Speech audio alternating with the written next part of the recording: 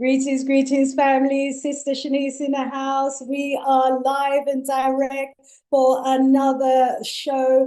Wow, and what a show we have lined up for you, family. For those of you who joined us last Wednesday to hear part one of the harrowing story that our young Mohammad had to share with us about his experience going the back way, you will know that these trips, this journey that these young people take to try and reach Europe is serious. It's a deadly, deadly journey. Our young Mohammed could have lost his life on so many separate occasions, but fortunately, he survived to tell the tale. So he's going to be joining me in about 15 minutes or so uh, to continue sharing with us the harrowing story. And as he said last strong, and we covered so much. Oh my gosh, his experience of being left in the desert for days. The agent's truck broke down and told them they'll have to just wait in the desert and they'll come back for them. 3, 4 days later, no one had come back for them. His experiences in the bush, his experience from one city to the next, it's just been a nightmare journey. I think most of us would have turned back by now if we were on that journey. But these young people are so, so determined to reach Europe, despite all the risks, despite, the dangers, they continue with the journey. So, family, we're going to go live. Please do join us and let me know that you are in the house. As I usually do, I'll give you a few minutes to come through the door.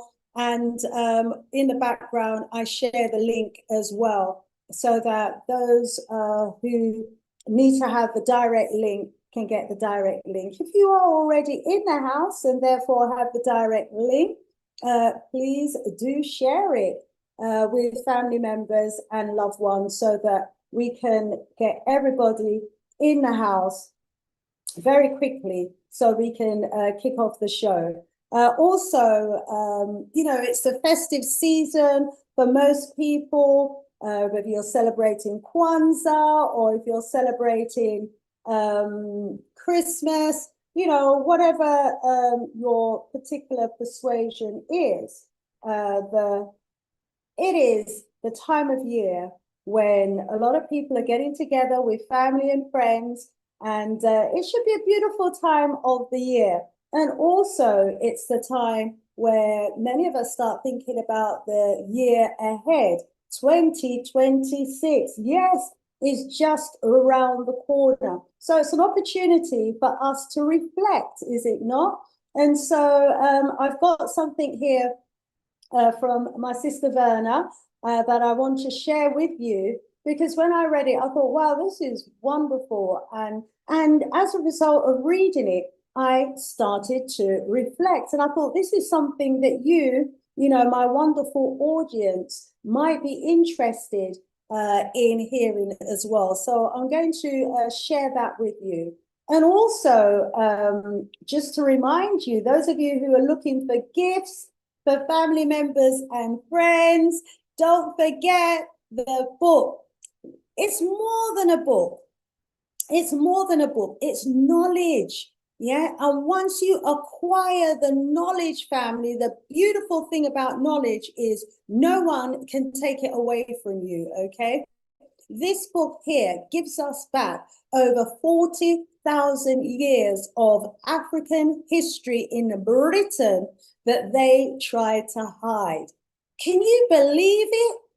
It wasn't until I started doing the research and I started doing the digging that I uncovered the fact that as a Brit, as a Black African born in Britain, yeah, being told throughout my life that we just arrived when my parents came over on the Windrush, during the Windrush era, to now discover that we have well over 40,000 years of history in Britain, that we were the original people of Britain.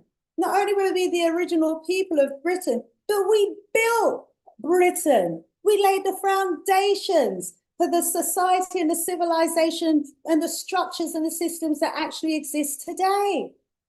Yeah, we have a Stone Age history in Britain as Black Africans. Not only do we have a Stone Age, we have an Iron Age, a Bronze Age, Brass Age, Roman Age. We have been there throughout. Anglo-Saxon Age. We had kings and queens who ruled Britain for thousands of years, generations after generations of kings, many of them, because England, Ireland, Scotland, and Wales was divided up into kingdoms. And, every kingdom had its king. Yeah. And every king had his castle. Yeah. And his many servants, assistants, workers, community members. Yeah. And this is a phenomenal history that they have hidden from us. Can you believe it? Some of you are probably like, yeah, I can believe it. You don't know them still already. And some of you are like, what? How come I haven't heard of this before? Get the book, family.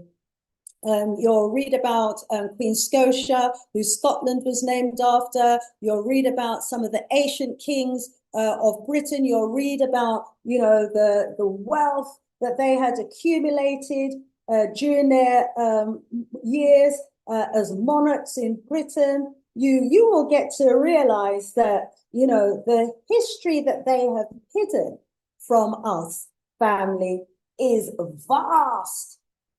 Fast. My gosh. Family, we've got more history in Britain than any Caucasian in Britain today. Yeah. Centuries more. Yeah, and this is the history that they're hiding. This is the information that they're hiding from us, that they don't want us to know, that we are the indigenous people of Britain, that the original monarchs, the original lords and sirs and sires and everything were Africans. We are the original people and the first people of Britain. We family established the foundations of the society in Britain. We built Stonehenge during our Stone Age era. We were aligning tombs in the same way that the Egyptians did, aligning tombs with the cosmos. It's just phenomenal. And so, I don't want to go on too much about it, but, it's a history and knowledge that we all need to have and we all need to be aware of. Okay, family? So it took me well over a year to actually write the book. And to do and took about 3 years for me to actually do the research. I came hot off of the back of Dr. Clyde Winters's Africana Phenomenology Research course. It's a program, that's targeted at melanated people. And the idea is that we do the research of our history ourselves, rather than relying on secondary data and secondary information. And it's been phenomenal. It's been an incredible journey of enlightenment. And I just couldn't keep it to myself. And so that's why, I've shared it in my book. Okay, so please do get the book. I can see some messages in the chat. Thank you so much. Let me know where in the world you are viewing me from. Also, please do give me a like, give me a thumbs up. It's absolutely free. And if possible, share the link with at least one person for me. Would really appreciate love that. You know how YouTube is towards my platform. If I get 10 viewers, they'll say I've got one. And so I need, each of you to just help me to, bombard our community with information about this channel, because I have phenomenal guests, really deeply insightful programs that is for you, our wonderful audience. And so as I'm sharing the link here, please do the same. Share the link across your WhatsApp groups. Tell your family, tell your friends, we are live, and I'm just going to send out one or two more, and then I'm going to read some of your messages. Yeah. So happy festive season, everybody. I hope you're going to be getting together with loved ones, family members, because, this is the holiday season. Whether you celebrate or not, you're going to be getting a holiday. You're likely to be getting a holiday from work. And so, just make sure that you spend some really lovely quality time with family members and friends. Okay, going over to the chat now to welcome you, our wonderful, fantastic, blacktastic audience. Thank you so much for tuning in. We've got Kwame Aboje in the house. Rise up, beloved. Good to have you in the house. We've got Miss Kev in the house. Welcome. Great to have you in the house, Miss Kev, as well. We've got Awi Kehu in the house, 1000. Rise up, rise me up from the UKKK. Great to have you in the house. Miss Kev sending greetings and happy holiday season wishes to all. We've got Sister Vanna, the coach, in the house as well. I'm going to be reading something of hers in just a moment. Rise up, great to have you in the house, sis. We've got Sheriffess in the house, our beautiful sister, Queen Sheriffess. Great to have you in the house, saying big up and bless up one and all, and sending special greetings for the show. Thank you so much. Great to have you Black in the house with us, beloved. Brother Kwame, great to have you Black in the house with us as well. I'm not in the UKKK, but I hear so much about what's happening over there, obviously. And, the tragedies, the 9 nights, the funerals, the deaths, my heart goes out to every single family member, who has lost a loved one recently. These are terrible times. I mean, we are being targeted on a multiplicity of levels, through the food, through the health system, through, we're just targeted as a people, wherever we are. And, their aim is just to wipe us off the face of the earth as quickly as possible as part of their depopulation agenda. So, we don't know how the thing's set, and it's really difficult, very difficult, trying to skip through all the hoops and hurdles and avoid all of the, the thing then where them set free, Rise up. Yes, Dr. Clyde is a great scholar and teacher. Yes, Miss Kev, you don't know. Happy season greetings from Sister V. Rise up. We got Dee Dee in the house. Rise up. Happy holidays to you too, Dee Dee. We got Sinova in the house. Great to have you, Black. Saying peace and love. One to Sister Shanice, Brother Kwame, and everybody in the house. Yes, you are in the house, rising us all up. Oh, I know, Sheriff, as pure funerals. Someone was telling me that one day they had 4 different funerals to go to in one day. Them a tech we out, family. Them a tech we out. We have to tech where we self before them tech we out. Rise up. We got Zumba in the house as well. Pinkter's listening in. Rise up, Pinkter. Great to have you in the house as well. Yes, we are going to be rolling part 2 of our session today, because wow, part 1, it was heart-wrenching. It was so hard, to be honest, to interview our beloved young Gambian. I mean, he was so brave. He's so brave to share his story. And, when you consider what they've actually gone through, what he went through and so many others went through as well. And this journey is a killer. He witnessed people dying on that journey. If you missed part 1, we won't be able to go over it all again, because he went through so much. And you can see he's just joining me in the background there. Hold it there, Mohammad. I'm going to be coming to you in a short while. But because we're looking ahead to 2026, what I'm going to do, I'm going to share screen, and I'm going to just share something that Sister Verna shared with me and others during the week. And, I loved it so much. I thought, I said, can I share it with my viewers? And she said, yes, of course you can. So I'm just going to do that now, and then afterwards, both myself and Mohammed will be coming back at you.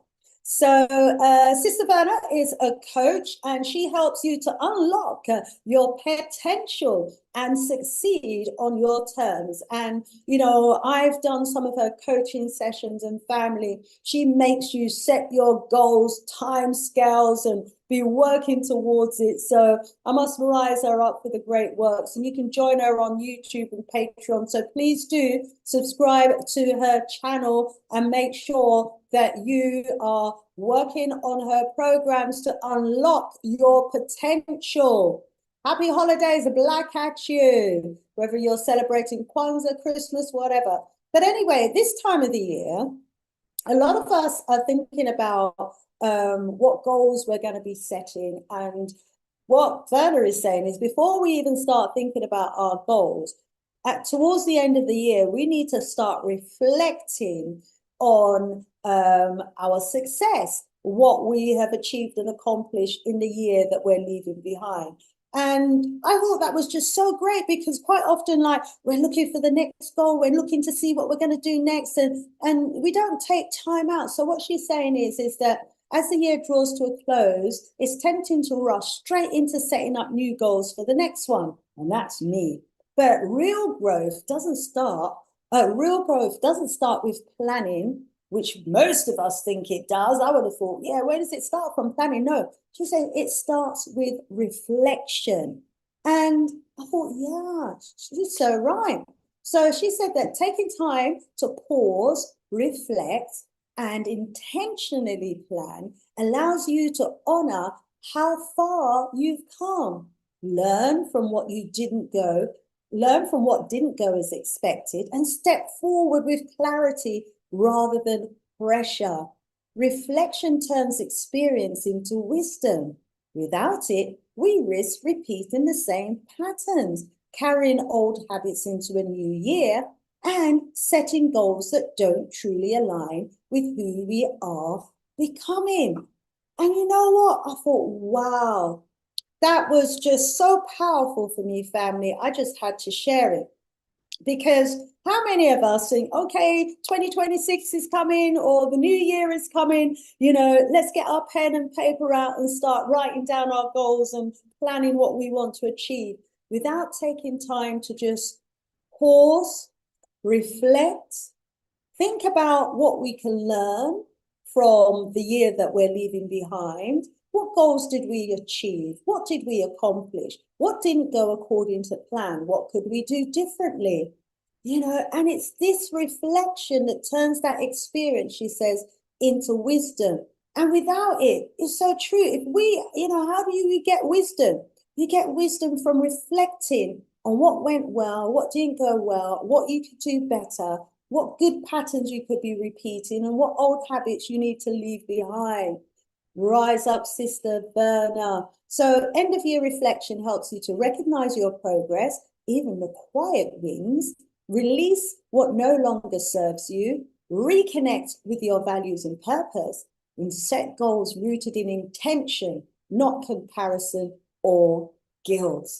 And yeah, and even that bit of reflection, I thought, it was just so good for me. I thought, yeah, one of my goals was to write this book, and I accomplished that goal. And I wrote 2 books in the year of 2025.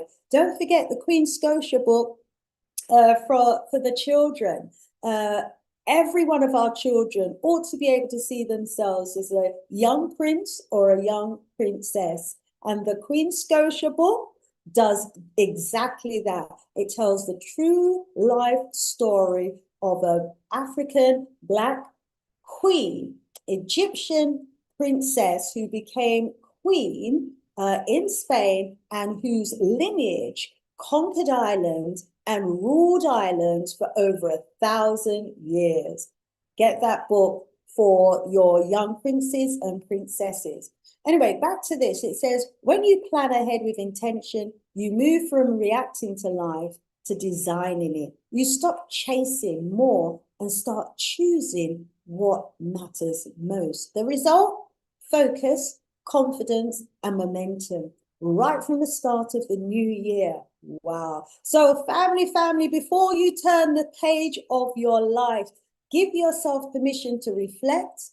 Your next chapter deserves to be written with purpose. Okay?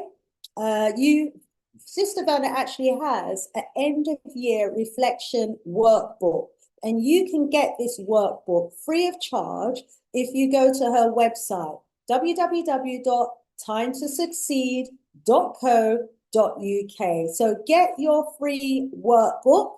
Okay, there are also some taster courses that you can do.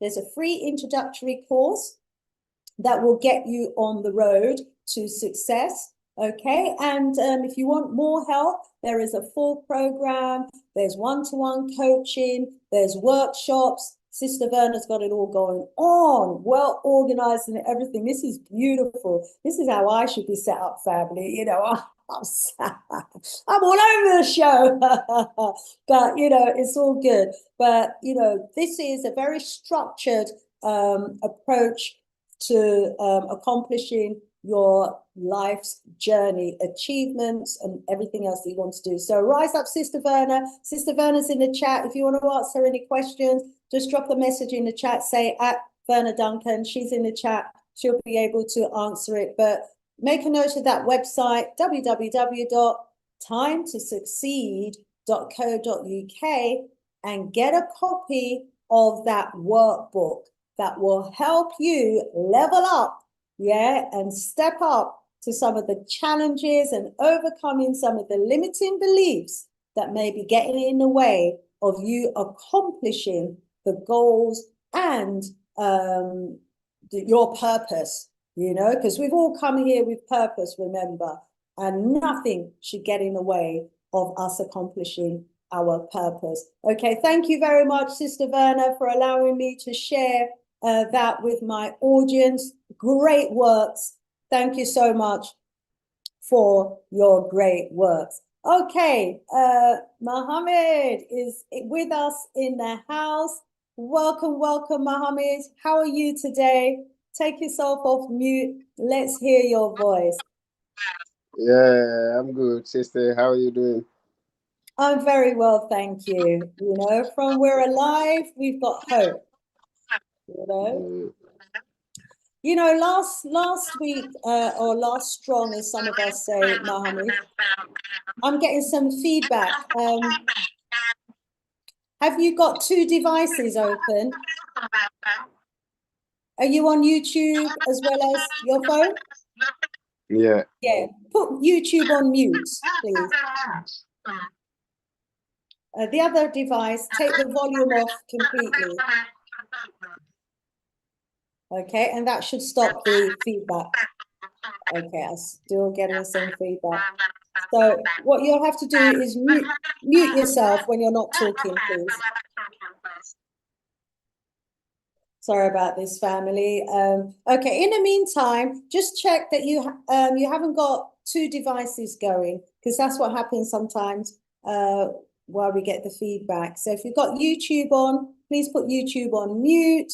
If you've got a phone device that you're not using, put that phone on silent as well, please, Mohammed.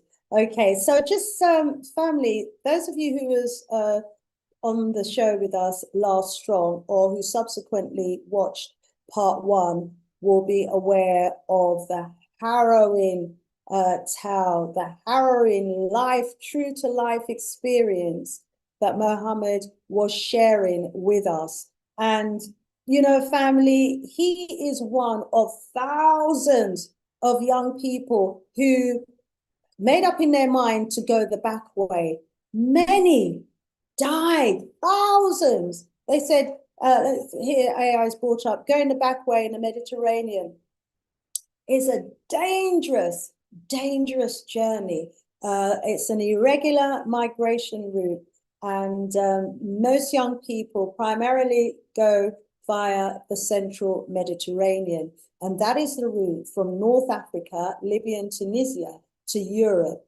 And it has become the world's deadliest route, with thousands of migrants dying or disappearing annually due to unseaworthy vessels, exploitation, smugglers, and harsh conditions, with major tragedies occurring, even up to this year that we're in right now.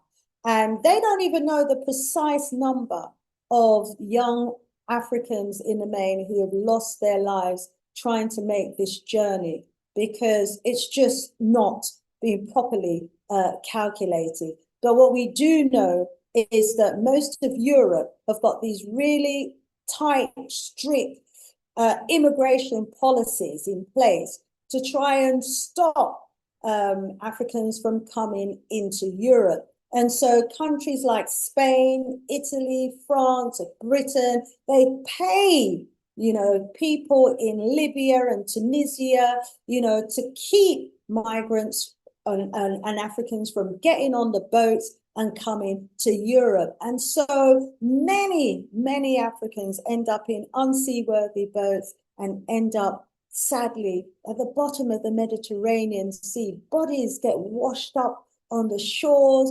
Many bodies are just never found. So many families don't even know what happened to their loved one. It's a very tragic journey indeed.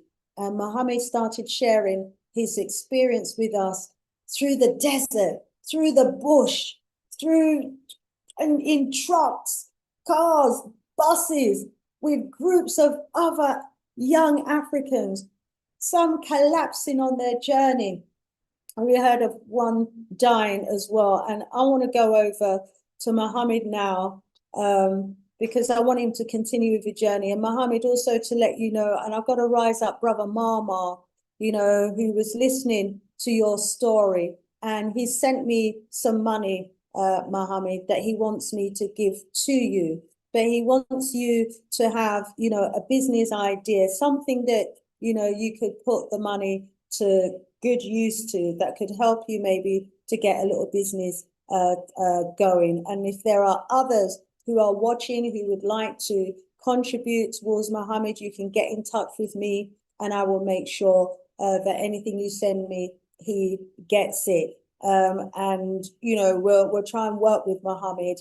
And, we've got Sister Binta here in the Gambia as well. We'll try and work with Mohammed and help him to get a little business of some sort off the ground and a plan in place before we release that money to him, because we want him to put it to good use. And it's not to go the back way again. Yeah? All right. So Mohammed, please continue to share your story with us.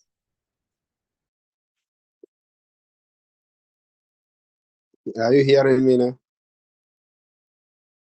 Okay. Yes, I'm hearing you.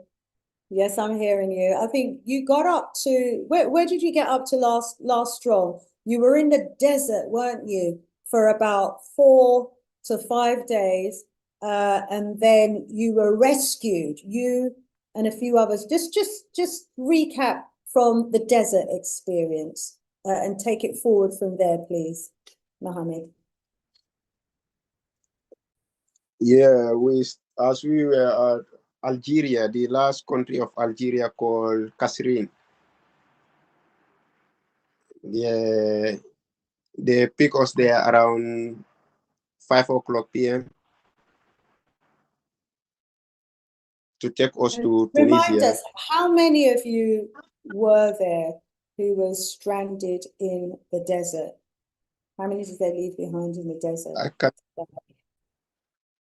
can't remember exactly, but it was plenty. Maybe around 15, 16. I can't remember, but 15 upwards. Yeah, after they pick us from Algeria, the last country of Algeria. So at that moment, we want to enter in Tunisia. So that's the time the car started moving and they drop us in the bush. They tell us to wait there till in the night for us to dive the border so that the soldiers can't see us.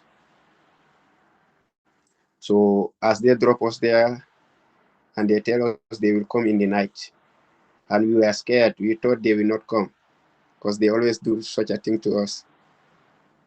So we were there till in the night. After they came and took us again, we drive about 30 to 45 minutes. Then they drop us as we were near the border of Tunisia, between Tunisia and Algeria. They drop us there in the middle of the night. And they gave us two people to escort us to dive the border so that the soldiers can see us. So as we were diving, the two people were escorting us. They were white Arabs. They were Algerians. They were escorting us, and we were walking along with them. As we dived the border, we found the car in front of us. Then the car took us again. The driver started. We continued the journey as we were heading to Tunisia.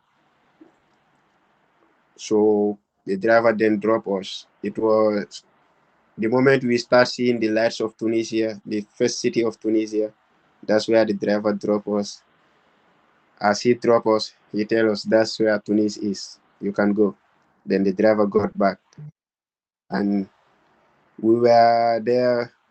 He dropped us there in the morning.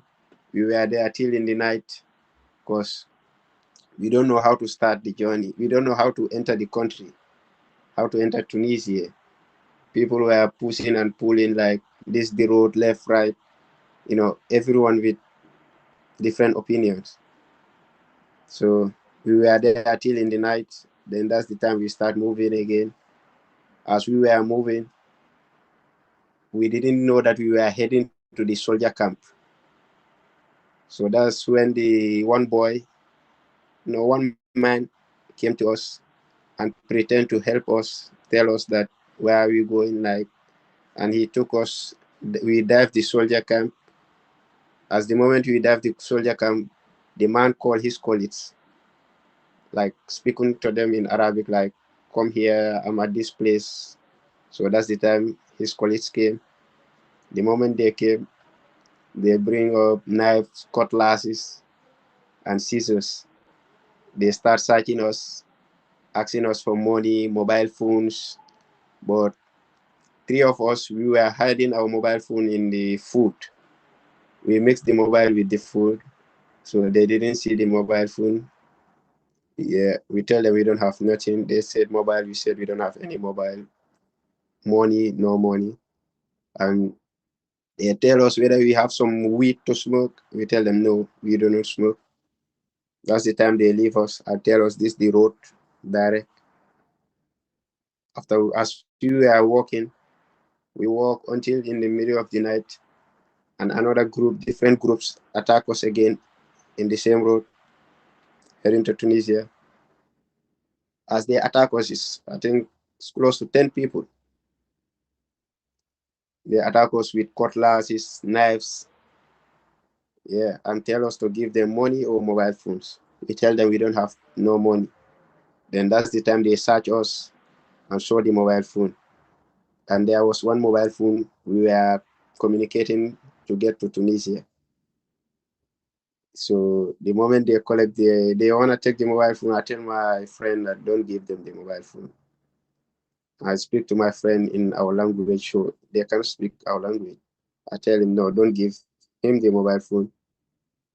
After my friend hand over the mobile phone to me, and I hold the mobile phone, they force me to unlock it unless they will stab me. So I had no choice. I unlocked the mobile phone for them and gave it to them. Yeah. So we continue our journey. We were walking the whole night.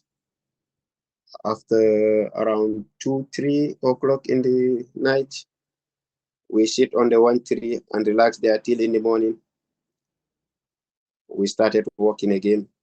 So we walk in the bush. After, if we walk maybe few kilometers, someone will go in the highway and check the board signs in the road, and then we continue our journey again.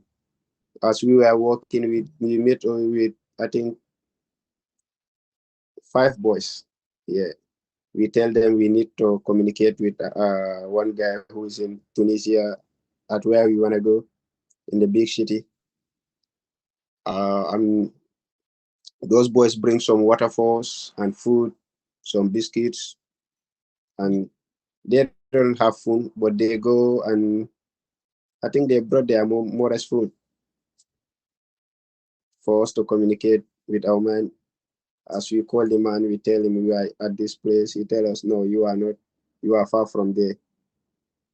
Then we continue So walking. Mohammed, can I just check? So how many of you were there together, making a journey through the bush before you met up with the 4 or 5 boys? We were three, me and my two friends. We were three because we separate with others because we didn't agree. Some are saying, let's go left, let's go right. Everyone with their own opinion. Yeah. Okay.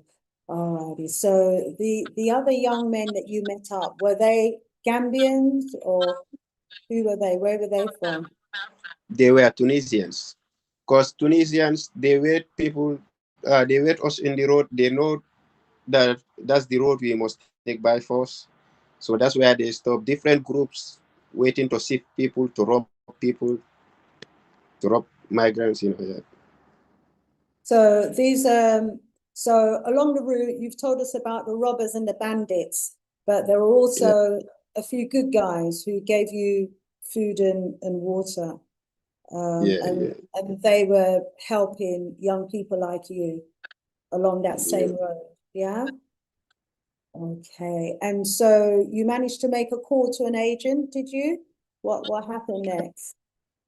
Yeah, after the boys bring us some water and biscuits, after we eaten, they brought their mom's phone for us to communicate with the agent. After we communicate with the agent told us, you guys need to walk still. After we continue walking the whole day, after as we were going, we just relax about 30 minutes and start walking again. And I think we need to walk 164 kilometers. We walk 464 kilometers, yeah. Yeah, I think for 5 6 days, yeah.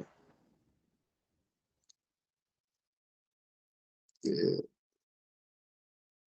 Wow, wow. So you were walking for 5 to 6 days in yeah, Tunisia, because trying we, to reach where you needed to get to.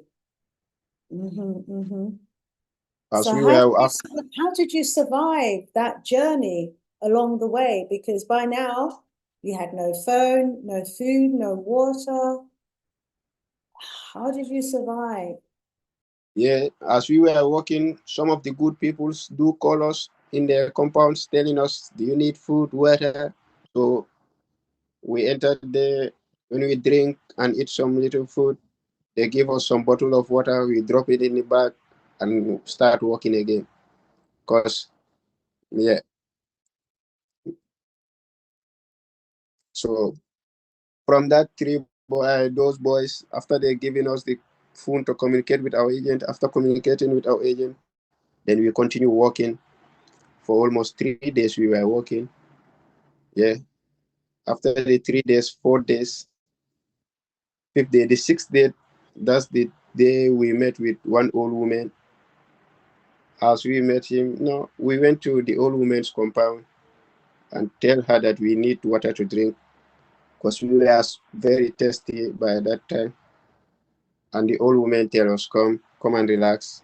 Then that's the time we relaxed, gave us water, food, because we cannot communicate with her.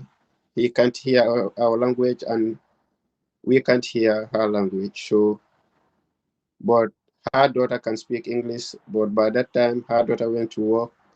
So he bring a small bed for us to relax and give us some sample for us to take bath because it was 5 days we didn't take bath. So after taking bath, he gave us some little bed for us to relax. The moment we lie down on the bed, we all slept away. We didn't even know how we slept.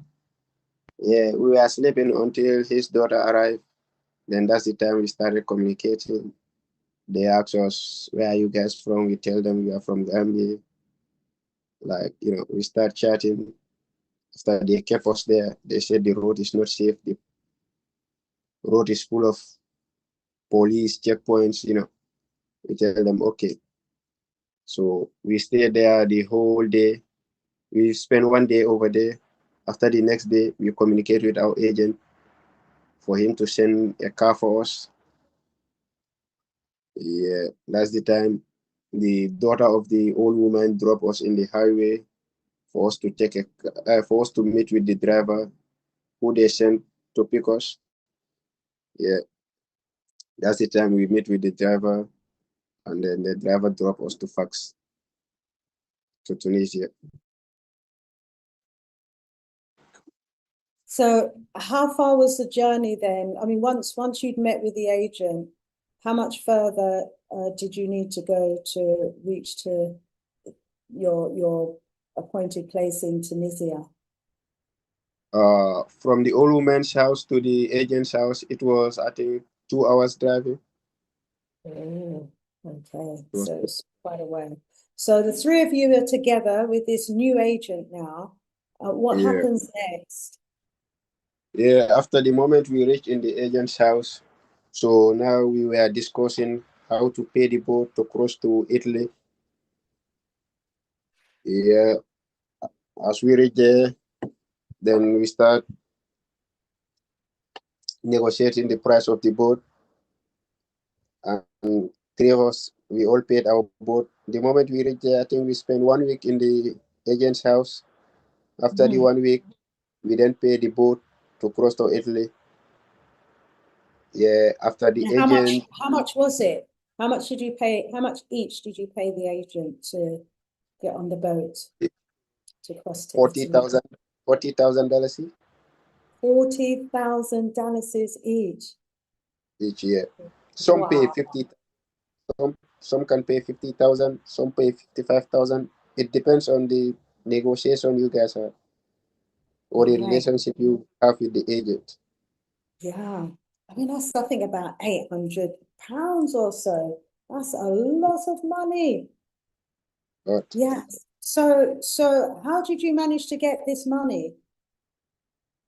yeah, because one of my brothers was in Italy. He was not fully strong, but he told me that, bro, like the moment I left the Gambia, like he was sponsoring me. He was not that much strong, but at least the little he gathered, that's the little amount he sent for me. Yeah, Yeah. So you had a brother in Italy who was sponsoring you. So now, this is the first that our audience is learning of the fact that you have a brother in Italy. And I suppose, you know, was this a motivation for you to get to Italy? And just share with us, how did your brother get to Italy? yeah, my brother, like the moment I left the Gambia, he never wanted me to go to this journey. He always told me, bro, I know what I face in this journey. I never wanted you to go to this journey. Like, just keep patient. Don't never go to this journey. He didn't even know that I'm going. The moment I reach at Mali, that's the time I communicate with him, telling him that, bro, like I'm in Mali, now I'm going. He tell me to go back home. Like I tell him, bro, I can't do that. He tell me that, bro, you know that I'm not strong. Like I just entered Italy. I don't have a strong job. Like I'm not settled. I tell him, bro, we can manage that. Right. So your brother went the back way as well. Yeah, but he never wanted me to go. He always complaining. He's always complaining. He knew what it took. Yeah, He knew what that journey involved, and he didn't want you to go through it. But you were determined. So he's paid now for you to get the boat yeah, from Tunisia to Italy. What happens next? yeah. After he paid the boat, then that's the time the agent took us to the bush. So we were in the bush for I think 3 to 4 days, waiting for a good weather to cross the river from Tunisia to Italy. Okay, so how many of you were there in the bush waiting for the good weather before boarding the boat? The boat we entered, it was 42 people. Wow. Yeah. So 42 of you. And what sort of boat was it? Is it one of these rubber dinghies that we see on YouTube? Yeah, they made it by like it's a iron. It's an iron boat, not the wooden one. Okay. Okay. Was it one of the round ones, or was it a long one like a rowing boat, or was it Yeah, like it a was the long. It was a long one. I think 7 meters. wow. Yeah, Okay. 7 meters long. Yeah. Wow. And narrow? Could you walk up and down on it, or was it a boat that you just had to sit still like a banana boat? Yeah, we just have to sit like My gosh. So 45 of you were waiting no to get 40, on this. 42, 42. 42 of you were waiting Yeah, to get on this banana boat, 7 foot long yeah, banana boat, to cross the Mediterranean to yeah. reach Italy. Wow. And so you waited 4 or 5 days before you set off, and Tunisia. Yeah. there was a day when the weather was good, huh? So by the way, the 4 or 5 days that you were waiting, who was feeding you? Where were you getting food and water from? Were you able to have a bath? Yeah, because at that time we got our small money in our pocket. The time they were sending the boat money, they sent some money for us to make it a pocket money instead. If we need food or something to eat, we can buy there. So we walk to a small village close to that village, close to the village, close to the bush. There was a small village. That's where we go buy all our needs and came back to the bush again. Okay, okay. And then the day came when they said it's time for you to The, set sail. yeah. Wow. When the day came, they tell us that like today the weather is supposed to be good. Buy your snacks, your drinks, anything you will need. Today you guys need to leave. We tell them okay.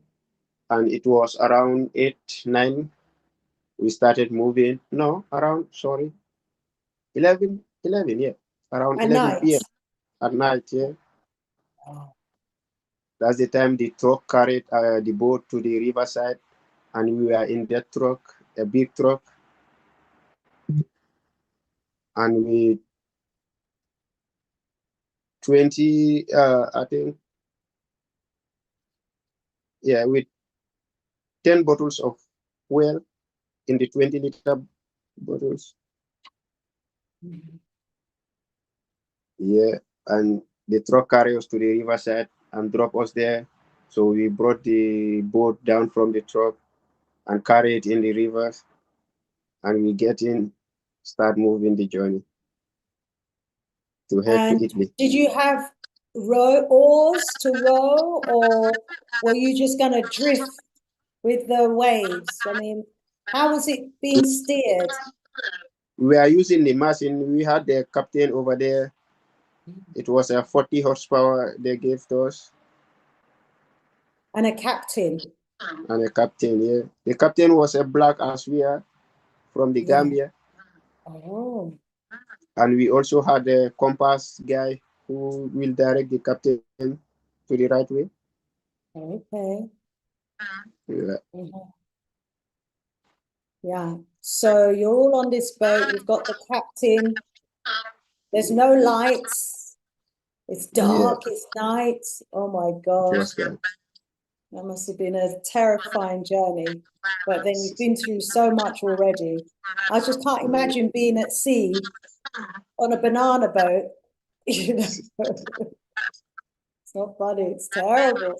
But anyway, so how long were you at sea for? What happened? How was that journey? Uh, since 11 in the night, we launched until in the morning around 8, and it was just 30 kilometers to enter Lampedusa. Just 30 kilometers. That's the time the Tunisian Coast Guards, the navies of Tunisia, two of them with a speedboat, they came and crossed in front of us, and they tell us to stop, but our captain don't wanted to stop. Then that's the time, because their machine was, I think it was 400, and we just had 40 horsepower. So that's the time they round us with their speedboats, big speedboats, and our boat was like this, upside down. We just wanted to fall inside the water, and and we shout and tell our captain to off the machine, to off the engine and stop. That's the time our captain stopped, and we begged them like for them to leave us. They said no. We tell them we are just close to Lampedusa, just 30 kilometers, and we run the whole night. Will you just guys just forgive us? They said no, they can't forgive us. They must take us back. We beg them. We tell them like, here is our mobile phones. You can gather them all. Like they said no, they must take us. Then that's the time they called the big boat to come and carry us. They took us back to Tunisia. So they circled your boat and the boat turned over. The boat turned over. The boat. Did anyone drown, or was everybody okay? All 42 people were okay? We are okay, yeah. We were all okay, but like it was dangerous. Like we all could have died there. Yeah. The way they did the boat, it was too risky. So let me just clarify. So to stop your boat, Yeah. they circled you and caused the wave, to turn your boat upside down. Yeah. Wow. Yeah, many people could have died in that instant. So what happened? Did you manage to turn the boat back over and all get back on the boat? No. What That's happened? where we stopped, and they called their big boat to So you come were and all in carry. the water, Yeah. holding on to the boat. Yeah. And how long did you have to wait in the water for the big boat to come? So I think 20, 30 minutes, 20 to 30 minutes. It was not long. Well, it's a long time to be in the water for, holding on for dear life. Yeah. So the big boat come and you all had to get on the big boat. And what happened? After we all got into the big boats, they take the 10 bottles of fuel, and they took our engine with them, because they're gonna resell it back to those agents who we pay the boats to. Yeah. It's because of the engine and like the money of the engine. That's why they don't want to leave us. Because when they take the engine, they resell it back to the agents. Yeah. So as they transfer us to the big boat, they carry us back to Tunisia at the Navy camp around the riverside. They drop us there and tell us, you guys can go back to where you were. Then we start walking again to go back to the city where our agents stay. Yeah. After we get to the agent's house, we told him the police catch us, tell us, okay, you guys can stay, prepare for next time. I'm not hearing you very clearly. When you got, and there's still the echo again. The echo is happening again. Okay, so you got back to the agent's house and you told him that the boat trip was unsuccessful. Yeah. And what did he say? He tell us that he bought some food for us to eat, and tell us like, you guys can stay and prepare for another one, because we must pay if we want to go back to this boat to cross. We must pay another money. So that's where we were. And some people who had money, some pay again to go back. So I was there for I think 1 week.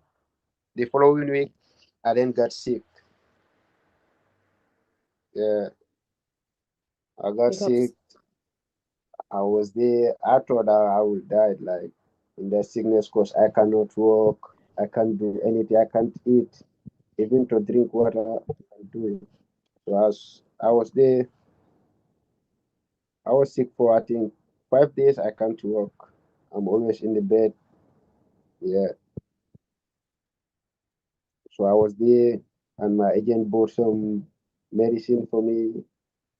Like I started drinking the medicines and recovering easy. So that's how I was until I recover fully.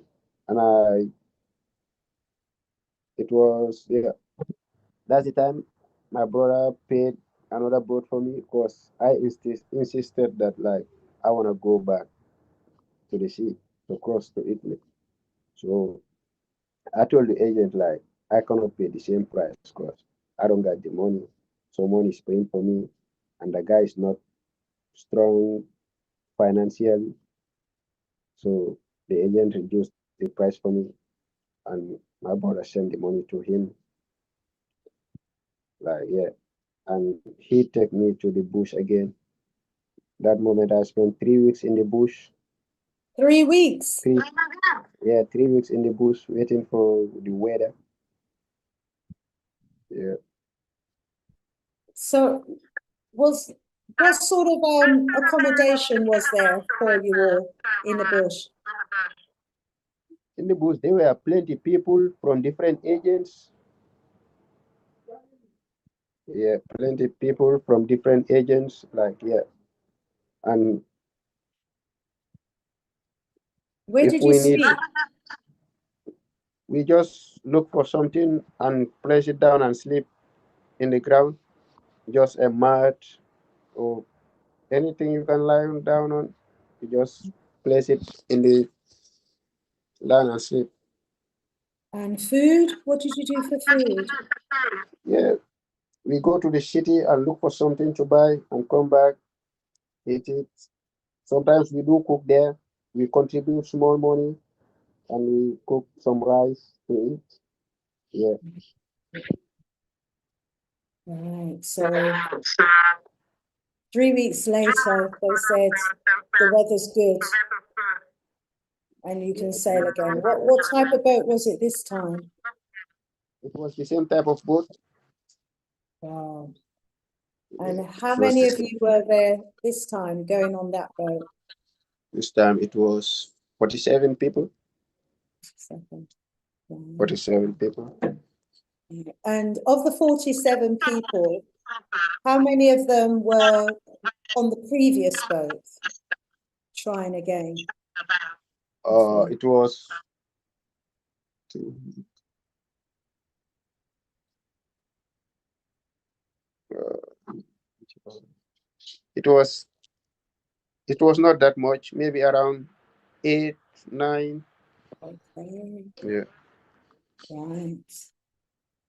So how did you get on this time? So you set sail again and you had a captain and a Yeah. compass person again. Was it the same captain or somebody else? No, different captain. It wasn't the same captain. Mhm. Okay, so you set sail and tell us about that journey, please. Yeah, as we were there in the bush for 3 weeks, and we were just sitting down one day, and the guy came and tell us that like you guys need to move today in the night. So anything you will need, just go and run it in the city, in the small village, and come back. Like he tell us we will be moving around 3 o'clock in the night. Yeah, but I think he slept away until 5 o'clock in the morning. Then he came to us and tell us, okay, come on, let's go and carry the boat and put it in the truck and start moving. That's the time we move and carry the boat, put it inside the truck. We start moving, but there were two motorbikes in front of us, escorting us. So those motorbikes, the moment they reach at the riverside and they saw the police at the riverside, that's the time they call the truck driver that there are some police in the riverside. Then that's the time the truck driver turn the truck and tell us we should go back. Then that's the time we go back, get back, and we hide the boat in the grasses, and the truck go and tell us like, okay, let's stay for till in the night, 10 o'clock p.m. So as we were there, 10 o'clock p.m., that's the time they came to us again, tell us like, let's go and carry the boat again, put it back in the truck. You guys are moving. That's the time we went and carried the boat, put it inside the truck, start moving. As we reached at the riverside, we brought the boat down from the truck and push it inside the water, and we start moving again. As we start moving, we move for around 1 hour 30 minutes. The police came to us again. The Navy's Polynesian Coast Guards. They crossed in front of us, tell us to stop. Our captain refused again, telling them like he wouldn't stop. I tell him, bro, stop. Like, you cannot go nowhere. We cannot go if we force. We must beg them. That's the time the captain stopped and off the engine, and we start begging them. They start asking us, how many of you are in the boat? We told them we are 39, but we were 47 in the boat, but we told them we are 39 in the boat. That's the time they stopped for a while communicating. There was just two people in the speedboat. They were communicating, and the other one want to leave us to go, but the other one refuses. They start pushing, pushing, and pulling. After they tell us to hand over our engine to them and our bottles of fuels, we refuse. We told them no, we cannot do such a thing because when we give them the engine, they can go and leave us there. They don't care about the black people. They can go and leave us there. So we refuse to give them the engine. We told them they must call their big boat. If the big boat doesn't come, we are not giving them the engine. Because if we give them the engine, they will go and leave us there. And it wasn't safe. It was like that place was deep. So that's the time they called the big boat. After the moment we start seeing the big boat, they came to us by force to take the engine because they try to hide it from the others so that if they sell it, both of just two of them will share the money. So that's the time we give hand over the engine to them, and their big boat carry us. Yeah, it was around 12 o'clock in the night. Like they patrol with us in that river until around 5, 6 o'clock in the morning. It was very cold. They patrol with us. We told them to drop us at their camp. They refused it. They said no. They patrol with us in the river for the whole night. Around 5 to 6 in the morning. That's the time they drop us to their camp. And So what were they doing? Were they looking for other boats? they were looking for other boats, yeah. Okay. So around 5 o'clock in the morning, 5 to 6 o'clock in the morning, that's the time they drop us to their camp. After they drop us there, we were there since that time until the afternoon. They didn't give us anything to eat. We were starving, wanted to drink. But the moment we reached there, we found plenty of people, plenty of Africans over there, like hundreds, more than 100 people. And where was this? It was in Tunisia, the Coast Guard, the Tunisian navies. Was it like in their barracks or something? Yeah, because Was it like their a barrack, prison or was it a secure place? it was a big place around the riverside. Yeah. Right. With After security the, guards, yeah, they were all soldiers. soldiers. And so when you got there, there were over 100 other Africans already there. Yeah, males and females, both boys and girls. Wow. Wow. And that's the time those soldiers, they search us, take our mobile phones, hundreds of mobile phones, plenty of mobile phones over there. Yeah. No matter where you hide it, they must take it. Even though you are a girl, yeah.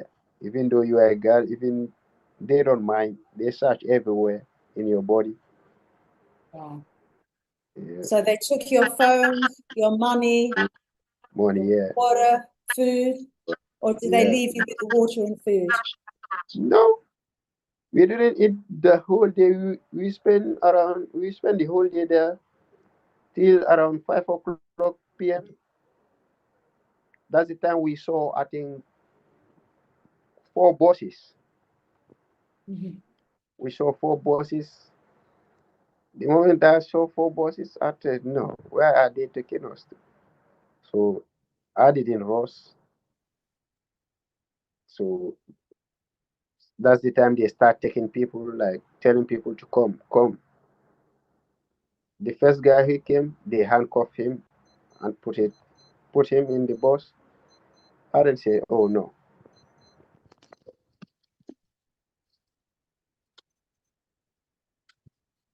Wow.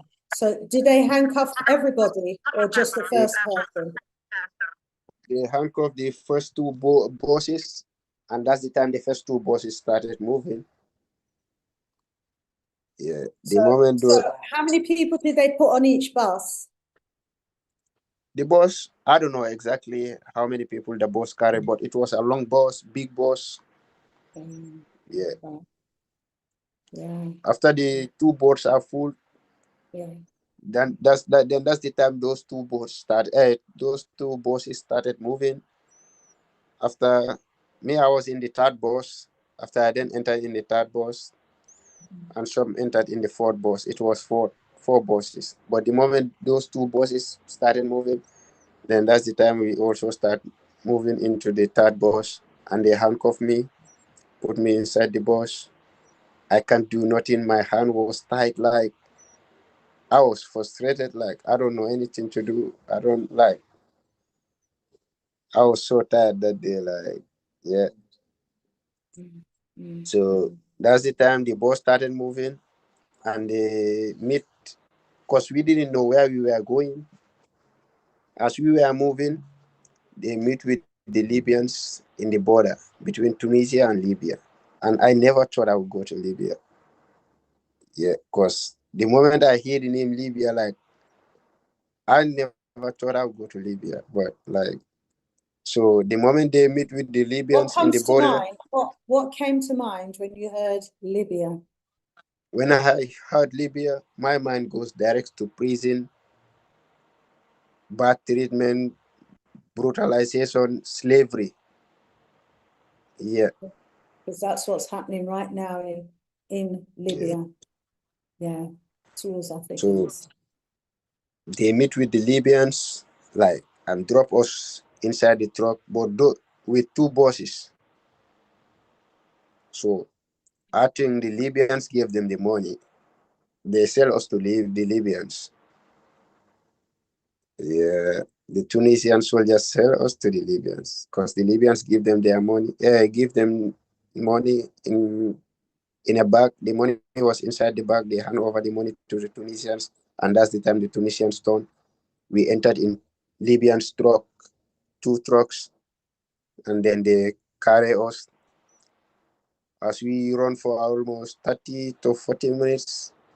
Then we saw like four cars parked in the road. They were Libyans, and they took us back. We stepped down from the trucks and entered in that seven cars. They were like Land Cruiser pickups, the small trucks. Yeah, that's where they transfer our seven cars, and they tell us like, if anyone try to jump over this car, we're gonna shoot you. So no one tried to jump or escape. That's the time we move.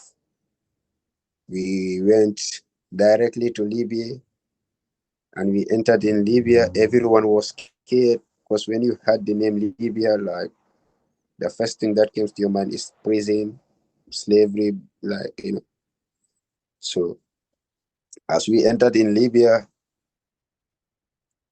the Libyans also start searching us whether we have mobile phones, money, or anything.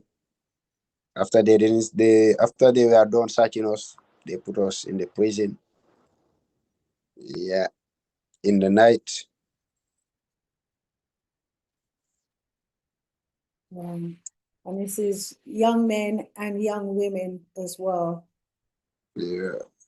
In the same prison. And what was that? What were the prison conditions like? The moment we entered in the prison, we found some Sudanese in the prison, Sudan people.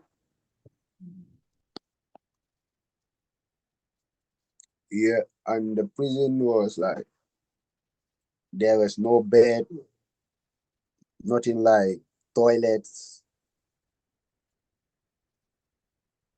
No It's just a toilet. open, no toilet, no tap in the prison to drink, no water, no nothing. It's just like, I don't know, just a store, just like a store. And they Just took like us a there. what? Sorry, like It's just like a store. a store. Yeah. Like just a big open store with Yeah. nothing. Yeah. And the prison was in the desert. It was far from the city. Yeah. Mm-hmm. So So that's where we what were you made to do there all day, all night? in the prison, because the moment they take us to that prison, we didn't even know what to do next, because they didn't allow us to speak with them, like, because it was easy for them to shoot us, because they were carrying guns and playing with it, and like they were all drunk. They were not seeing anything, like, yeah. So as they put us in the prison in that night, we were there till the next day in the afternoon time around 3 p.m. They came back, opened the door, and tell us to come grab our food. But it was a small bread, just small bread, with no butter, no cheese, no drink, no juice, just that small bread. So they placed the bread in the around the door side. So we used to make a lineup to go carry our bread and go back in the prison. But the moment you are carrying the bread, they will be beating you alone. So you will just run, pick it first, and turn back. They will start beating you. The moment you carrying the bread, they will be beating you with With their what? batons. With their batons. For fun. So yeah, for fun. And they were laughing, enjoying it. Yeah. So how long did you spend in that prison? We spent 2 days in that prison. Yeah. We spent 2 days in that prison after they bring I think 4 buses to carry us to another prison. To transfer us to another prison. So as the 4 buses arrive, after the 2 days, the third day, that's the time the 4 buses arrive and they transfer us to another prison. But the moment we reach in that prison, like the moment they open the door, like the moment I see plenty of people, I was afraid. Like I was about to confuse. Like I don't know, I don't know how I feel that day, but that day was tough for me because I have So this never been in prison, prison. this new prison, was it bigger than the one before? Were there more people there or fewer people there? This Was one, it similar? they are kind of similar, but this one have more people. The new prison have more people than the other one. Critical battery, please charge. Is that your battery that needs charging? No, Okay, let me mine check. is charging. Okay, so I just heard a message say critical battery, please charge. But mine is on charge. Okay. Okay, let's carry on. Wow. So The new you're in this. prison has plenty people in there. How many people were in this new prison now? The next prison, roughly. It was plenty, like I can't count it. It was hundreds. It was a big prison. Wow. Hundreds. So Yeah. it's mainly Africans or all Africans. Oh, this is what he's charging. Okay, carry on, carry on. Just gonna get them. Africans, mostly Africans, yeah. Okay.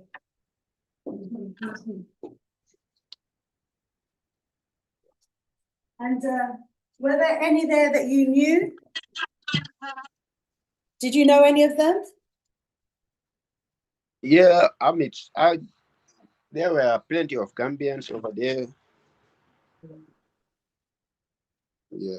So the moment they Did put us in you that prison, and meet any of the Gambians? You know, some went to the left, some went to the right.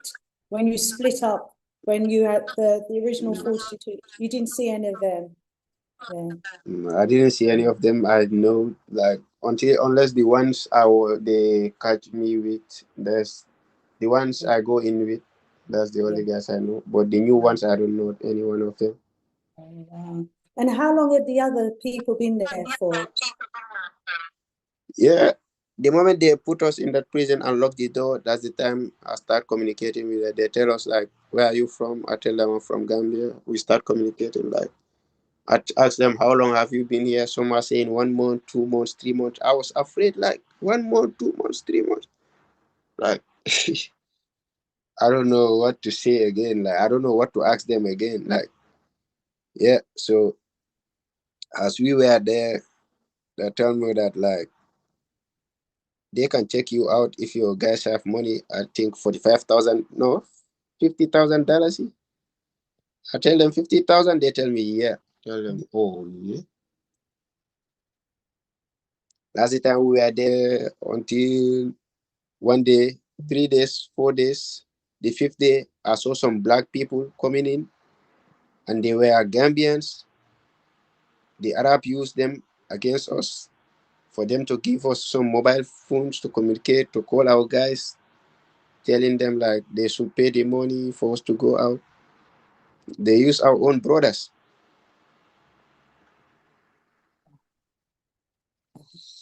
So I spent 1 month, 2 weeks in that prison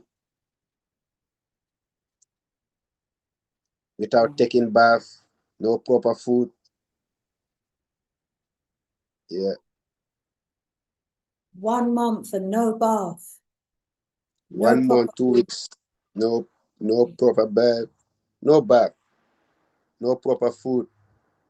They serve us food just one day.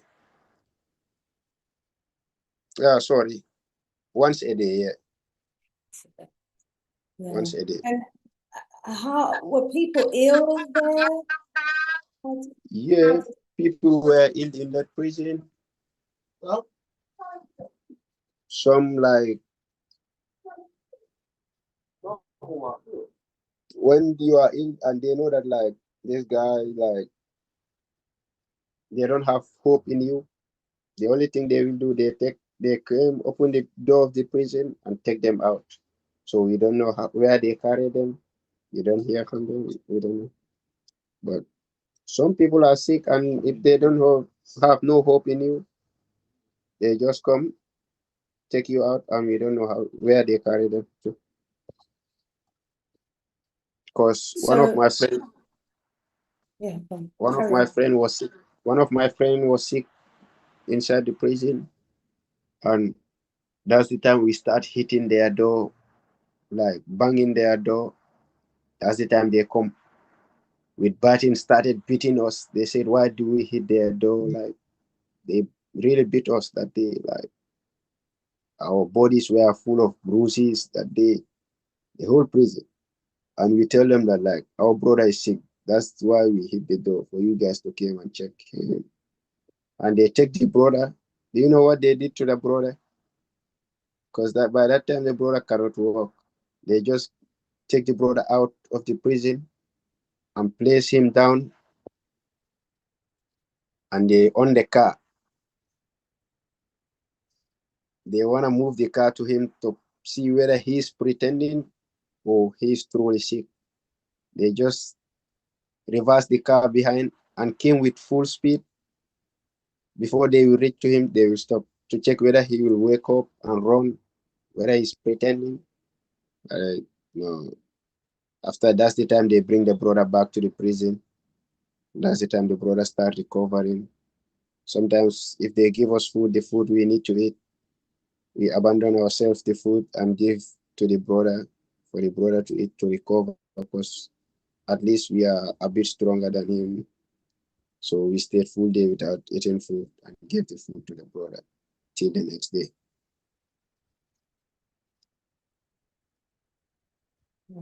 So how did you manage to get out of that prison?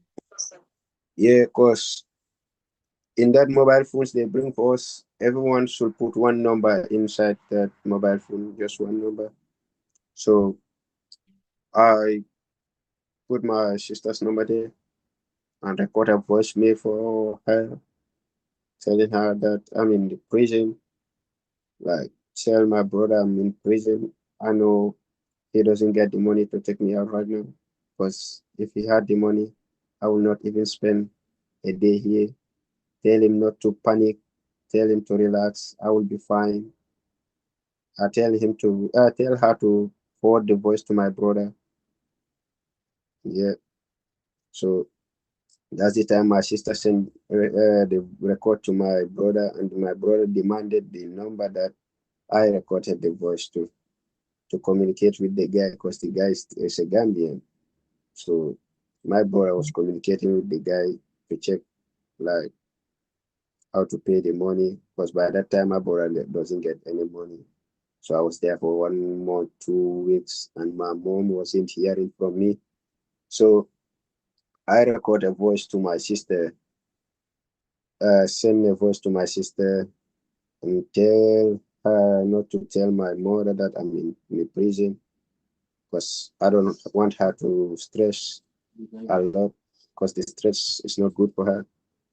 So I recorded a voice, like I send greetings to my mom. I tell her, hello mom, how you doing? Hope you are fine. Yeah, I'm good. It's just my phone had a problem. So I'm just checking on you. I miss you, like, but I'm gonna have a phone in these days. I need to buy phone these days. So when I buy it, we're gonna talk always. Okay, bye. After sending the voice record to my sister, my I started bringing out tears. Like that day, I was so sad. Like I was in the prison without my mom knowing, and it was another day. Mm. Wow. So you're in the prison, you're there with over 100 other young people, Africans from different parts of the continent, some with no hope of anyone paying for their release. But fortunately, someone paid so that you could leave the prison.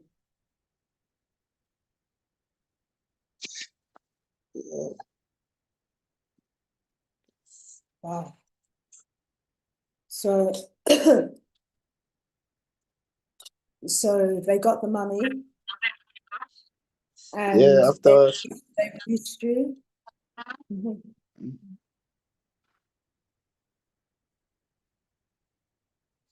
Yeah, after spending 1 month, after spending 1 month, 2 weeks, after that's the time my brother sent the money to the guy, $50,000. yeah. After sending the money to the guy, as I was there, because it's not like when you pay the day you pay, that's the day you're gonna go out, because they will gather plenty of people. If plenty of people pay in the prison, that's the time they will bring a soldier vehicle with 2 cars to escort the car to take you to Tripoli, the capital. So I was there and they opened the door and they saw my picture and tell me, bro, come, you need to go out. As the moment I stepped my foot in the door of the prison, that's the time I then said, Alhamdulillah, thank God. And the Libyan man, the soldier man, looked at me like, yeah, but he can't do anything by that time. I know he was really angry at me, the word I said, but like that's the time I stepped out from that door. I was so When you scared. stepped out, did you leave your two friends behind? No, because by that time, my friends, the second time we didn't go in the same boat. They checked another boat, and it was two boats. So they were in the other boats. I was in the first one. Okay. Do you know what happened to their boat? For them, the boats they entered, the two boats that left from Tunisia, the two boats they throw them in the desert between Tunisia and Algeria. That's the desert they throw them. What happened between Tunisia and Libya to their boat? Yeah, the moment they were there, they told me for them they walk again to get back to Algeria because Algeria was closed, so they walk and entered in Algeria, and Okay. some they don't know what happened to some because they leave some behind walking. So obviously maybe But you they died. managed to contact them and they're safe. And where are they now? They are in the Gambia. They're back in the Gambia. Okay. Yeah. Wow. Okay. So you've left the prison in Tunisia and you're in Libya rather, and they're taking you to where?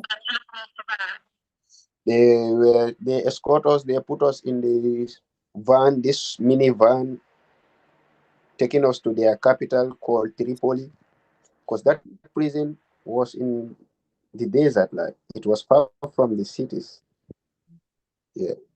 So they brought two cars, two soldier cars with them to escort us. So you will never know that these guys are prisoners or stuff like that. And they take us to Tripoli at their big camp, soldier camp over there. Yeah.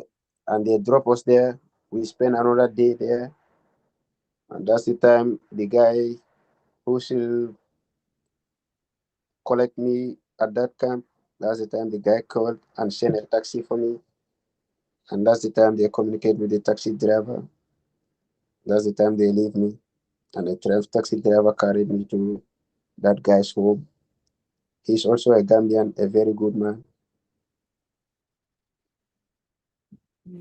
So So the taxi driver was a Gambian, you see, no, was a Libyan. Libyan, and he took Yeah, you to the house of a Gambian. of a Gambian. Yeah, cause the taxi driver, as we are going, he asked me like, "What's happened to you? You are," cause I wasn't wearing any shoes. I wasn't got any shoes by then. And the same clothes they catch me in Tunisia, that's the same clothes I've been putting in for 1 more 2 weeks. So the taxi driver feels sorry for me. Tell me, have you eaten? I tell him, no, I haven't eaten. That's the time he stopped by a mini market and entered there, buy some snacks for me and bread and some drinks. So as we were heading to the brother's house, I was eating the food he bought for me. Yeah. And that's the time the taxi driver called the brother and tell him to buy a shoe for me because I wasn't carrying no shoe. So that's the time the brother buy a shoe for me and we met at one junction and the taxi driver dropped me there.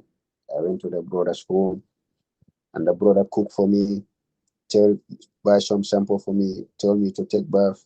After taking bath, he gave me new clothes to put on. What happened to your shoes then? Oops. Mohammed is frozen. Oh, wow, family, the hell that we as a people go through. You know, no one should have to go through what Mohammed and many, many others have been through, you know, because of the neglect of their own government. After I relaxed for 20, I was very, like, they didn't recognize me. Like, they were. You froze for a little while, Mohammed. Either you froze or I froze. Just say that again, please. I said, the moment the taxi driver carried me to the brother's house, the moment we are going in the way, he told the brother to buy a shoe for me because I doesn't get any shoe. So that's the time the brother stopped by a shop and buy a food for me. Sorry, buy a shoe for me. And then the taxi driver dropped me to a junction. After I meet with the brother took me home. He cooked for me. I ate, buy some new clothes for me. So I put on new clothes, take bath, and relax for 20, 30 minutes. That's the time the brother told me to communicate with my family and tell them that I'm out. So the brother called my sister. So I start making call with my sister, a video call. My sister see me. She was happy, but she really feels sorry for me because I was very keen. Like, yeah. And after calling my sister, that's the time I communicate with my brother. Like, yeah. And he told me, like, bro, are you okay? I tell him, yeah, I'm okay. That's the time he starts telling me, like, I'm sorry for. I tell him, no, it's not your fault. It's my fault. I should have listened to you. So that's the time the brother, he told me, like, I don't got money with me, but I will try my level best these days to have to send some money for you to buy some clothes and buy a mobile phone so that you can communicate with your mom because it's been a while. She didn't hear you. I tell him, bro, don't pressure yourself too much. Yeah. So that's the time the brother, he gathered some little money and my sister put some little money on it and they sent it to me to buy a new mobile phone and to buy some clothes. The moment they send it to the brother, I tell the brother, like, look, just buy the food and buy some medicines for me. Like, I need to recover. Like, don't buy plenty clothes. Just buy 2, 3 clothes is good. So the brother then, like, that's the time I went to the pharmacy to get some medicines to recover because I need to regain back my strength. Like, yeah. So I the brother bought a new mobile phone for me. The mobile phone was there for 3, 4 days. I doesn't touch it because I was in another life. I never remember using a smartphone because the prison was so tough. Like it makes me like Trauma, I can imagine. yeah, Yeah, yeah, it must have been like living hell, you know, but you survived it. You're a yeah, survivor. And, you know, you're sharing your story because you don't want others to go through what you have gone through, yeah, you know. You lost so much, didn't you? And your family almost lost you as well. And, you know, one of the comments that I had in my chat before about the first part of the story is that, you know, so much money has been spent and given over to the to those agents, those pirates, those yeah, bandits. You know, we need to be looking at putting that sort of money into helping young people to start up a business where they are. You know, you made it back, you know, so from the house of that kind Gambian, you made it back to Gambia. Wow. Would you do it again? no, Would you advise others to go through it? Yeah, I always advise young people, like some of my colleagues, my friends. I always advise them, like, bro, this journey, like, it's too risky, it's deadly. Like, no one can promise you, like, cause by that moment, like, the moment I didn't go, when you try to explain it to me, I would feel like maybe this boy doesn't want me to enter Europe or stuff like that. That's the concept I had before, but different from now. Yeah. Mm. I tell them, Now the you, brothers, like, even some of our brothers who now they're in Italy, some are in Spain. In their journey, if you ask them, they will tell you there was a day I regret why I do come to this journey. They must mm, tell you that it's too risky, they and must. Yeah. you So can it's lose not your about life. You this can is lose it. your life easily. It's not about strong guy or weak guy. This journey, like, is too risky. No matter how strong you are, no matter how powerful you are, no matter I how mean, money you get. in your story, there were so many days when you could have lost your life, when you could Yeah, have died in the for bush, real. in the desert, in the sea, you know, so many days at the end of the gun of one of those soldiers, the bandits Yeah, that hijacked you all. It's just crazy. Wow. So you're back in the Gambia now. Are you happy to yeah, be back in the Gambia? I mean, you wanted to leave the Gambia, obviously, for yeah, chasing your dream, chasing that false hope. But now you're back in the Gambia. You glad to be back in the Gambia? yeah. I'm really glad to be in the Gambia, for real. I So do didn't you? believe I didn't believe it since the first day I stepped my foot in the Gambia. I never thought, like, I was in the haste to come back to Gambia, to leave Libya. Like, what? Yeah, The moment I stepped my foot in the Gambia, like, I didn't believe it, for real. you was glad to be back home. Yeah, Yeah. And so now I think you probably appreciate Gambia in a way that you didn't before. Is that right? yeah. Wow. So what are you doing for work now? And what are your plans for the future? Yeah, I do some part-time jobs, but not regular jobs yet. So sometimes if I had free times and it's a business class going on, I used to go and attend some business classes. Because I think few months back I attended some business classes. It was 6 days, and I got my certificate over there. Yeah, so And what was that business class about? What did it teach you to do?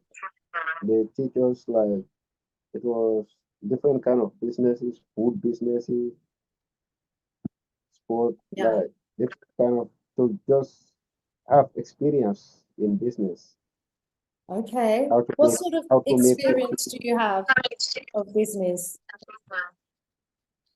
I learned some few things, like how to start business, how to approach to customers, how to speak to customers, like how to make profit and how to, like, manage your business. And if you were to start up a business, what business would that be? But to start a business, maybe it will be sportwear equipments and cosmetics. Sports equipment and cosmetics. And where would you get the sports equipment from to sell? Yeah, here some people sell it like wholesale. You can start up with wholesale, and you also go and buy and resell it back with a single sale. And where would you sell from? And who would you sell to? Sell it to my people, like sharing it on my platforms, status, Instagram, and contacting some of my friends to reshare it. Mm-hmm, mm-hmm. Yeah. And what? how much stock would you start off with? What would you buy if you had some money to buy some stock? What would you buy and how much would you need? Yeah, of course. Business is not about rushing, like, because you need to take it easy. If I'm to start, I will buy some little cosmetics and start off with that, and buy some little sportwear, start off with that, and check which one is going well.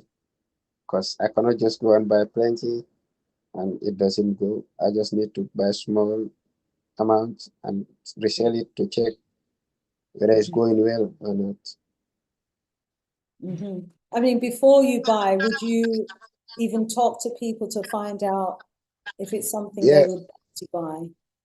I will just like post it on status and telling people like what they asking people what they will need and See if you could get get the some sample. orders. I'll get the samples and post it on status and check how many people really wanted it and tell them like it's not right here. I need to order them. So I'm gonna check like And then, you know, how much would you need to start off small? how much will I need to start off Yeah, small? how much money would you need to buy the stock to get you started? Yeah, like I can tell the price because I don't know how the market value is. Sometimes it gets high, sometimes it gets low. It depends how the market is. Well, Yeah, look into it, find out the costs, you know, and you know, work out what the turnover would be, how much you need to sell so that, you know, you could buy more stock and keep building and building and building. Because I'm sure there are people who are watching who would want to help you to get into business and to help you to start up business. I've already had one brother Mama, who sent me some money for you. I think it's about £125 or so that he has sent me to give to you. And there may well be others who would want to, you know, give you a start in life. I mean, I met you on the boat because we had a boat cruise event and you were one of the yes, workers on the boat. And Binta introduced me to you. She said, Shanice, you've got to listen to Mohammed's story. You've got to listen. And when I heard your story or some of it, I was like, my audience has got to hear your story. Other young people have got to hear your story. And hopefully, by you sharing your story, it will stop them from thinking of going the back way. But also, very importantly, politicians need to hear your story. One of the reasons why young people like Mohammed is going the back way in the first place is because they're not the job opportunities in the country that there ought to be, because a lot of money is being wasted, you know, by the government at a political yeah, level. They collect the taxes, they're not putting the taxes back into the system. The young people are going to school, coming out of school, very highly skilled, very talented, and they want a future, you know. They've got so much potential, and that potential is being wasted. And so, you know, African governments need to do so much more to help and support their young people. Not just the Gambian governments, because where you were, there were people from all over Africa yeah, trying to Europe. And this is the tragedy of these rogue governments. But family, if you would like to, you know, make a donation to Mohammed, you know, this isn't something that he's asked me to do. He's come to share his story voluntarily. But wouldn't it be beautiful, you know, if we could pull some funds together to give him so that he could start up a little business and sell it to people sell items to people on the boats as you do your boat job as well, Mohammed. thank you. Let me go to the chat and see what our family members are saying. Okay, I'll go to the end. Rise up, brother Kwame. Good to have you still following us here. MS Kev is saying, seek out educational knowledge to help start your business. Yes, it's very important that, you know, you get the education you need around whatever business it is you decide to do. And Kev also says you need to go around as a speaker and tell your story. Yes, start a business, ask for funds to be donated. So, you know, what I could do, if anybody wants to send any funds, you know, just get in touch with me. I'll give you my account details so that you can send it, and I will make sure that every penny goes to Mohammed. And what I would ideally want is for him to have a bit of a plan and an idea of what it is he wants to buy and how much he needs to buy what he needs to buy, so that, you know, that money is put into his business when he makes up his mind, you know, exactly what he wants to do. But all that money that your family spent just to get you out of prison, get you from one agent to the next and from another agent to... Have you calculated the cost? Have you ever sat down and worked out how much? I mean, it's thousands of pounds, hundreds it of was thousands around of policies. Yeah, God. 3,000 plus euro. Wow, over 3,000 euro per person. These criminals are making out of the desperation of our young people. And they're so well organized as well. You know, it's a pirate cartel. Evil, wicked people, all benefiting financially off of the dreams of these young people. It's criminal. Brother Mohammed, turn your success into reality. I know our ancestors will guide you, says Brother Kwame. And absolutely right, Sister Verna. What Sister Verna says, he needs to tell his story to other young people. Brother Mohammed, you hearing this? Yeah. Yeah, and I think people should be paying you to tell your story as well. It'd be good if they could have you as a guest, where you could do workshops, and where, you know, the government agencies or even the private sector could pay you, you know, to share your story, to save lives. Because even if it's one person you deter from going, that could be one life that you save. Rise up, angel in the house who says if all those guys put money together, they can make successful businesses. 100%. 100%. Absolutely agree with you, Angel. Synovia's in the house and said it was the horrific journey the devil's put him through.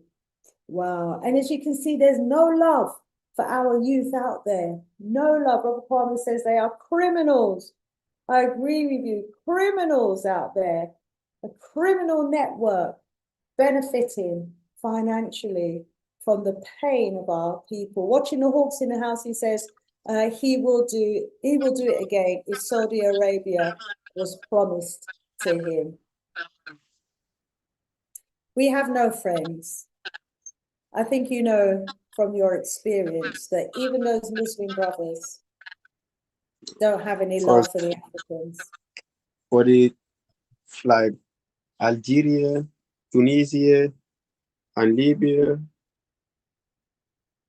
in their tokens, they didn't count themselves in Africa, because if they are talking to their colleagues or family members, they tell them those Africans. They remove themselves from Africa. Yeah. But when it suits them, they're African. But from your experience, they made count it themselves. clear they don't see themselves as Africans. That's because they're not. They're not Africans. They may have been born on the continent of Africa on stolen land, the land that they stole from the Africans, but they're not Africans. They're Caucasians. Some mixed with some Africans, and we need to stop the mixing, because this is what happens You know, we are the cause of our own problem. We create these races by mixing with the Europeans, and then they turn around, call themselves Arabs, and then call us Habibs and want to enslave us. Brother Kwame says, you're so courageous, despite your pain and misery. You know, you went through all that unnecessary hell because of hatred, said Synovia. Wow. Let's hope that your story deters some people from going the back way. Wow. A heartbreaking, heart-wrenching story indeed. So family, if you want to help Mohammed, if you want to get in touch with Mohammed or offer him some support, wow. Did you get any therapy? Did you get any counseling when you got back? Yeah, because the moment I get back, my family never want me to go far away from them. Some of my elder friends, my close friends, they came to me like telling me like not to worry too much because of the stress was too much. They thought I couldn't handle it. But I tell them it's fine, like I can handle it, I'm okay. But they didn't believe in me. Yeah, and I started laughing with them like it was normal thing, like yeah, and they were all proud for that. And as young people who doesn't have knowledge about the journey and wanted to take it, when I sit with them, I advise them. Yeah, and they took my advice for it. Good. Yes, Well done. they really took my Well advice. Well Even done. some people who are older than me, when we sit at the same spot, chatting, having good conversation, I tell them, this journey is not about your family is strong or you got money, plenty money. No, you can die anytime. You are not promised. It's a it's a deadly journey. The journey is full of risks. Yeah, because I saw one truck. The big truck was carrying 160 people. Just one guy survived. 159 people died. Yeah, in 12 How? days. 12 How? days without no water, and the truck. The white guys, the white Algerians were having water, and they didn't give them water. Just the driver and the assistant, they drink their water and stop there for 12 days. They were having money. They were having food in the truck. But the main thing, those black guys don't attack them. It's because of the black guys. They didn't know the road, and they were in the middle of the desert, and plus the guys they are having gone. So 159 people died, and just one brother survived. So that's the time, the moment he know all those brothers died, he stopped the truck and lift the truck up for those brothers to slip away from the truck, and then he carried the other one, the only one who is left. He go with him.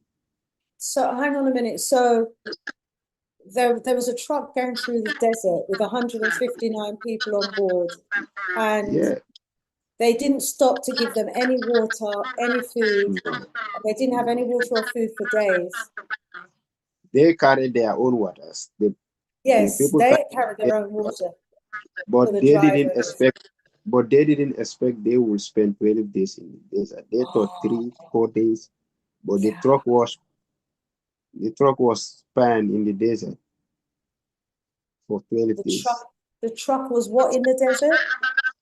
The truck has a problem in the desert. It has a minor problem in the desert. Oh, and it took time for it to be repaired. Just And they kept them on the truck all that time. all that time. So Oh the my. truck driver had to call one guy to another car to come pick them, and that other car should take 3 to 4 days to before he returned. Wow. Wow. Oh, that is so tragic. Yeah. Well, family, it's a very tragic story all around, and from what we're hearing, even as we're wrapping up, we're hearing more unimaginable experiences that of others who didn't even make it, the suffering that our people go through, and our young people, just to try and get a better life for themselves. These African governments need to fix up. They need to fix up. And like I said, you know, if you're watching this program, you want to get in touch and you want to help Mohammad on the way, you know, or if you want to send him something directly, you know, you can do so as well. Mohammad, you know, how would people be able to send something to you if they wanted to send something to you directly? What's the best way? Do you have a WAV account or PayPal, or what sort of account do you have? I just have only Wave account. Okay, and what's the Wave number? Oh, 5138228. So the area code first. Would they need the area code as well? Yeah, 5138228 and Is it plus 220 first? plus 220, plus 220, yeah. Then 518. 5138. 5138. 228. 228. Okay, so hopefully, family, you've made a note of that. If you don't want to go through me and you want to get to Mohammad directly and make a financial contribution, or, you know, give him some counseling or some help, his WAV account is, let me get that, plus 220. Say it again for me. 5138. 38. 5138228. Yeah. That's 220-5138-228. That's the That's number my to get. WhatsApp number. That's his WAV number. Well, I've been contacted by a couple of other young people who want to share their story as well. So, you know, we might hear from a couple more people, but I don't know how much more of this story I can even take. You know, just hearing your story alone, Mohammad, has just been so sad, so traumatizing, so hurtful, you know, to know that this is what these wicked, evil people who are operating, you know, like a demon syndicate group of criminals are putting our people through. And they're working together to fleece our young people and their families of all the money that they can. Don't get caught up with it, family. Don't give your money over to these criminals, you know, and the risk is just not worth it. So many of our young people, too many of our young people die on that journey. It's a journey to death. Mohammad, we're going to stay in touch. Yeah, Okay. we'll stay in touch. And thank you so much for sharing your story. And do your business research, okay? Okay, thank Brother you. Marma's already started the ball rolling. Pick up yourself, Brother Marma. One Thank you, love. bro. Take care. Family, thanks Thank for you. watching. Please share. If you share and you save one life, it will be worth the work. It will be worth the share. Stay strong, stay powerful, and enjoy the festive season, everyone, as best as you can. Bye for now.